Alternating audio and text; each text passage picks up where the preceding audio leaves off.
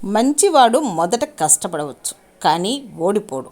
చెడ్డవాడు ముందు సుఖపడవచ్చు కానీ ఓడిపోతాడు. తెలుసుకో. మనం మాత్రమే ఎదగాలి అనుకున్నప్పుడు మనం పడిపోతే పట్టుకోవడానికి ఎవరు ఉండరు. మనతో పాటు మన చుట్టూ ఉన్నవాళ్ళు కూడా ఎదగాలి అనుకున్నప్పుడు మనం పడిపోతే పట్టుకోవడానికి 10 చేతులు వస్తాయి. గుర్తుంచుకో. మంచివాడు శత్రువుకి కూడా సహాయం చేస్తాడు. చెడ్డవాడు తోడబుట్టిన వాళ్ళను కూడా ముంచుతాడు.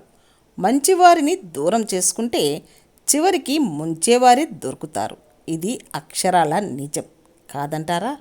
కూర నచ్చలేదని కలుపుకున్న అన్నం వదిలేయగలం, కానీ తీరు నచ్చలేదని కలుపుకున్న బంధం వదిలేయలేం కదా.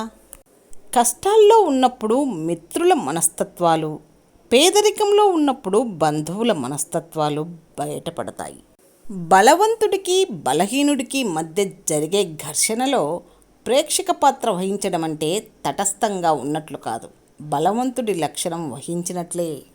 ఒక మనిషిని మనం నిందించడంలో పెట్టే శ్రద్ధ అర్థం చేసుకోవడంలో పెడితే చాలా జీవితాలు బాగుపడతాయి. మనం మంచితనానికి విలువ లేదు అన్నది ఎంత నిజమో, మంచితనం మనల్ని కాపాడుతుంది అన్నది అంతే నిజం. ఎవరి మనసు మంచిగా ఉంటుందో వారి తలరాత చెడుగా ఉంటుంది. ఇది నిజం. దాచిన రూపాయి నిన్ను ధనవంతుడిని చేస్తుంది. దానం చేసిన రూపాయి నిన్ను ధర్మాత్ముడిగా మారుస్తుంది. ధనం కాటి వరకే వస్తుంది. ధర్మం దైవం కాళ్ళ దగ్గరకు తీసుకెళ్తుంది. మోసం చేసే మనుషుల కన్నా మాంసం తినే మృగం మిన్న. మృగం ఒక్కసారిగా చంపుతుంది. మోసం చేసేవారు ప్రతిరోజు వారికి అవసరం అయినప్పుడల్లా చంపుతూనే ఉంటారు. కాలం కలిసి రానప్పుడు ఎంగిలి ఆకు కూడా ఎగిరెగిరి పడుతుంది. కలిసి రానప్పుడు మౌనంగా ఉండటం ఉత్తమం. ఒకరి మీద ఒకరు అరుచుకుంటూ పోతే యుగాలు గడిచినా వివాదం పూర్తి కాదు.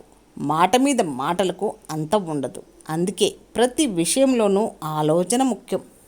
ఒక్క తీపి జ్ఞాపకం చాలు బ్రతుకున్నంతకాలం జీవించడానికి. ఒక్క చేదు నిజం చాలు ఎలా బ్రతకాలో తెలియడానికి. నచ్చని ప్రతి వారిని దూరం చేసుకుంటూ పోతే చివరికి లోకంలో మనకు నచ్చేవారంటూ ఎవరూ మిగలరు. సాటి మనిషికి సహాయపడే మనస్తత్వం నీకు లేకున్నా, సాటి మనిషిని వేధించే గుణం లేకుంటే చాలు, నీలో దేవుడు ఉన్నట్టే. చేసే ప్రతి యుద్ధంలో గెలుపును చూడలేం, కానీ కొన్నిసార్లు ఓడే యుద్ధంలోనూ గెలుపును ఆస్వాదించవచ్చు. కొన్ని ప్రశ్నలకు నిశ్శబ్దమే సరైన సమాధానం. కొన్ని సందర్భాలలో చిరునవ్వే సరైన స్పందన. పలకరింపులు లేకపోతే ఎంతటి గొప్ప బంధమైన క్రమంగా దూరం అవుతుంది. జీవితం ఎలాంటిది అంటే అర్థం కాని వయస్సులో ఆనందాన్ని, అర్థమయ్యే వయస్సులో కన్నీళ్లను తెప్పిస్తుంది. జీతమిచ్చిన వాడి మాట వినకపోతే కేవలం జీతమే పోతుంది, కానీ జీవితాన్ని ఇచ్చిన తల్లిదండ్రుల మాట వినకపోతే మాత్రం నీ జీవితమే పోతుంది. జీవితంలో విజయం సాధించాలంటే కావలసిన మొదటి ఆయుధం వ్యూహం. వ్యూహం లేకుండా జీవితంలో ముందుకు సాగలేము.